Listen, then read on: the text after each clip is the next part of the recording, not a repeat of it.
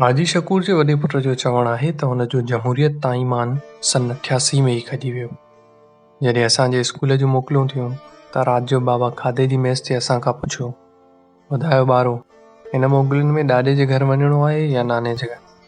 असां सभिनि ॿारनि आवाज़ थी नारो लॻायो त ॾाॾे जे घर वेंदासीं, मगर अम्मा जो मौक़िफ़ नाने जे घर हो।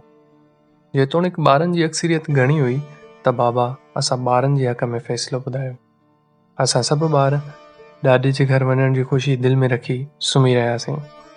ॿिए ॾींहुं सुबुह सां अम्मा पंहिंजा आला वार सुकाईंदे मुस्कुराए ॿारनि खे उथारियो त उथो ॿारो, कपिड़ा बदिलायो, असां सभु नाने जे घर वञूं पिया। मूं वात फाड़े हैरत सां बाबा जी तरफ़ ॾिठो, जेको मुंहुं लिकाए अख़बार पढ़ण जी अदाकारी करे रहियो।